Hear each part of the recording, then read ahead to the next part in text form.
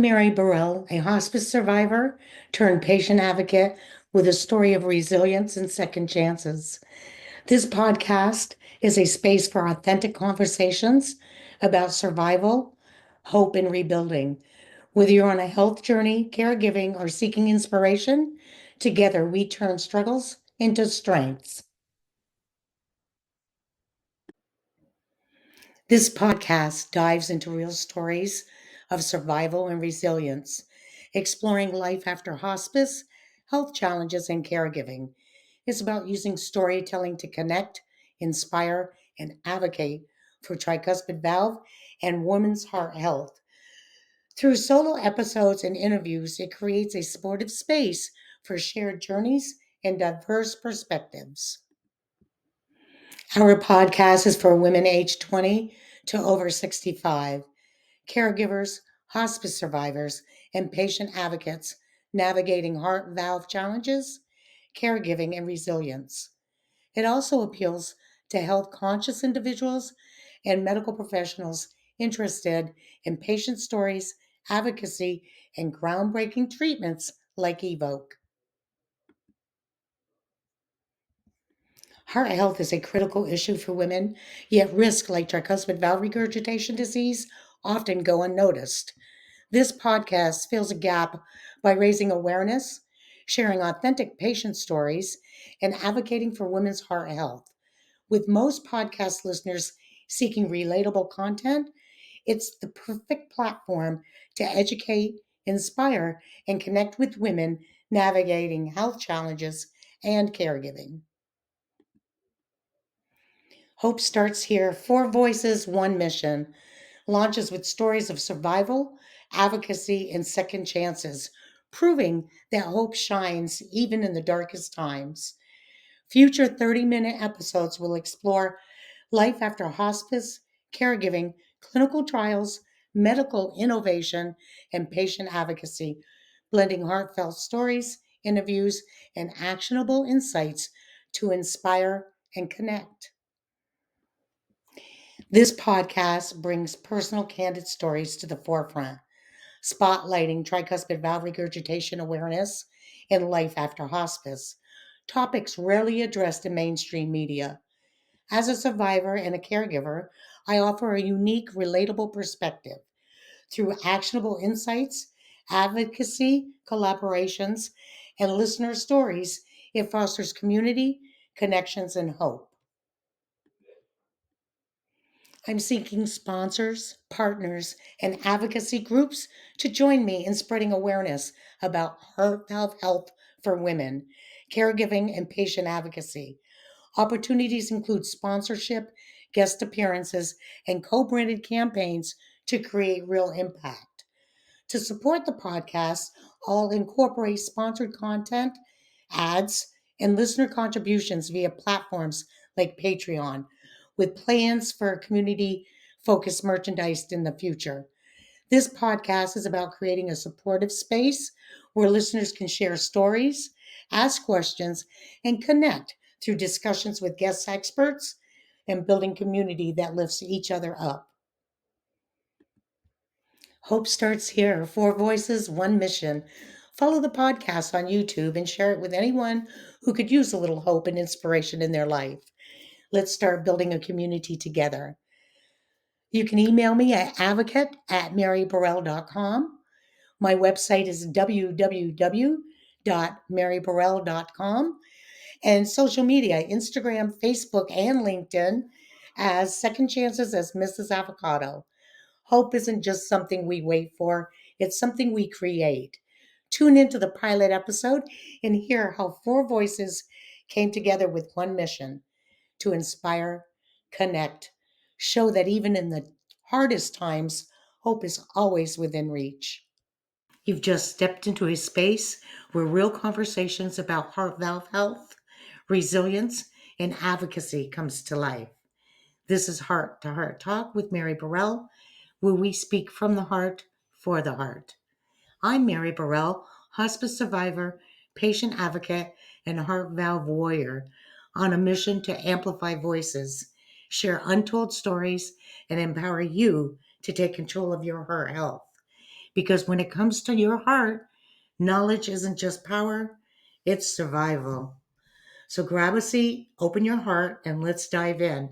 Because every heartbeat has a story, and it's time to tell yours.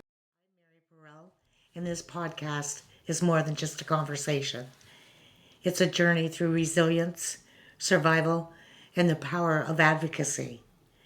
Today, I want to take you back to where my story took a turn I never expected. It's a story of heartbreak, hope, and the fight to stay alive. I have been in a constant battle for my life over the last 3 decades. But this last round in 2017, I became very ill with AFib, A-flutter, and severe tricuspid valve regurgitation. All of this on top of congestive heart failure. In a last-ditch effort to stabilize my health, I underwent a right heart catheterization, a pulmonary angiography, a high-pressure balloon angioplasty of an existing stent, and then a placement of a new stent. Throughout the year, I was on and off antibiotics because of an idiopathic lung disease known as fibrosing mediastinitis. I was originally diagnosed with this condition in 1987. As a result, have always known surgery wasn't an option and medications were very limited. The year before COVID emerged, I was in a hospice praying for a miracle as my health continued to deteriorate. I heard about this clinical trial in its early stages, offering a non-surgical breakthrough treatment for replacing the tricuspid valve. It sounded very promising. My cardiologist put me in touch with a local hospital that was trying to get approved to conduct the study. While waiting for the hospital to be approved, I realized it was getting harder and harder for me to simply exist. At this point, my only hope was that clinical study, death on one hand, and a little glimmer of hope in the other. Miraculously, I made it to 2020, and as the new year started, I was hoping to apply for that clinical study. But instead, another twist with an emergency hospital admission for 15 days. I was treated for a double lung infection, RSV, and severe congestive heart failure. Now, mostly immobile, my legs felt heavy and my belly was very bloated, all symptoms of severe heart failure. It was so painful. My feet were so swollen it was impossible to wear shoes or socks. I felt like I was going to pop. Breathing was challenging. My chest felt tight and heavy, as if someone was sitting on it. Struggling to just hold on, I felt trapped within my own body. Halfway through 2020, when I thought things couldn't get worse, my body started to fluctuate its potassium levels. The extreme fluctuations between hypokalemia and hyperkalemia wreaked havoc, requiring lab visits every other day, which added to the challenge. Oddly enough, the symptoms I experienced were pretty much the same with both conditions, making it even more challenging to resolve. Sleeping was a rarity, with me getting only about 3 hours of sleep a night, if I was lucky. I was frequently having these long coughing fits that would make me overheat and cause me to mumble incoherently as my body trembled. An unexplainable feeling, one I don't care to repeat. Fatigue and headaches seemed to never end, leaving me too weak for daily tasks like showering or maintaining my home. I felt like I was merely a fixture in life. It turned out that applying for the clinical study proved to be just as challenging as it was to take every breath as I fought to stay alive. 2 years passed as I continued fighting for life. The hope I had for that clinical study was dwindling quickly. Things weren't happening fast enough for me. I felt like I didn't have much time left. So at my next visit with Dr. Beglin, he suggested that if I were open to traveling to Portland, Oregon, that he would put in an urgent referral to OHSU for the study. Each one-way trip to OHSU was 263 miles, a 4.5 hour car ride, depending on the traffic from where I live. I had zero apprehensions at this point. The drive was minimal for what was laying on the table. In September of 2020, I had my first appointment at OHSU in Portland to qualify for the clinical study. It was a full day of tests and doctor's visits. Soon after I returned home, I received the news that I didn't qualify for the study. The cavity where my tricuspid valve is located was too large, larger than the largest evoke valve they had available at the time. I continued my fight. Following my doctor's orders and mine, I simply had to continue to do my part in this fight. I committed to working harder. I was so close. I stayed true to my low sodium diet and restricted fluids. Journaled every bite and drop I consumed, and weighing myself every morning religiously was a daunting task. Then in October of 2020, I received a second call to go back again and try one more time. This time I was hospitalized for a week. I went through more tests.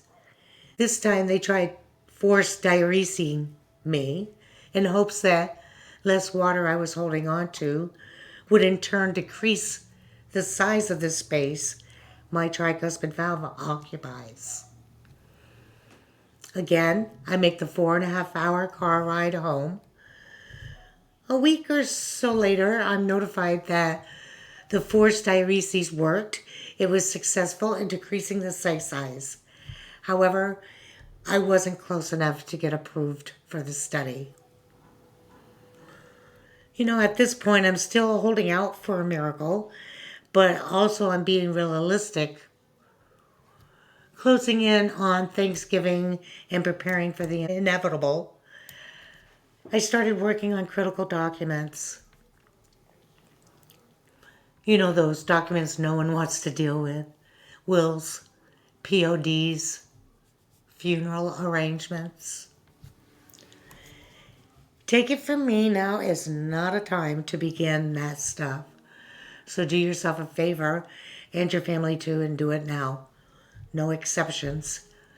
I wish I had.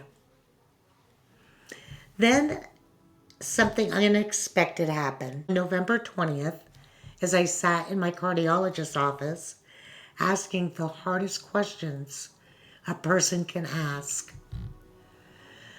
What will dying be like for me? Will I be in more pain? Will I blow up like the Goodyear blimp? Will I suffocate?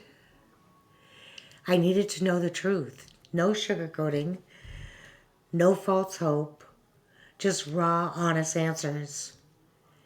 And then, in the middle of that conversation, my phone rang. It was Dr. Czar from the clinical study, calling to tell me that they've modified the procedure and I'm approved for the study. Between September and November of 2020, the engineering team took a deep dive into the data from the evoke valve study. They refined their approach using patient feedback and the clinical outcomes, looking closely at how the valve was performing across the different cases. By November, the results were promising enough to move forward, And after reviewing the updated data, Dr. Zara gave the green light for my procedure, marking not just a shift from testing to treatment, but a turning point in the trajectory of my life.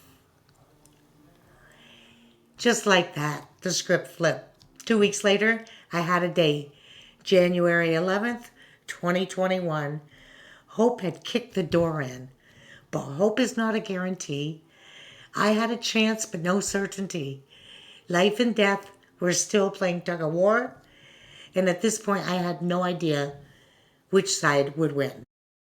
Well, that's a wrap for today's episode of Heart to Heart Talk with Mary Burrell, where we speak from the heart for the heart. If today's conversation sparked something in you, a question, a revelation, or maybe even the courage to take the next step in your own heart health journey, don't keep it to yourself. Talk about it. Share your story. Start the conversation. Subscribe so you never miss an episode. Leave a review to help more people find these conversations and pass this episode along to someone who may need it. And if you're all ready to dive in deeper, join the conversation. Connect with me on social media or visit www.maryburrell.com for more resources, support, and ways to take action. Because when we speak up, we spark change, and the world needs to hear our voices. And remember, your heartbeat is more than just a rhythm, it's a message. What is yours saying?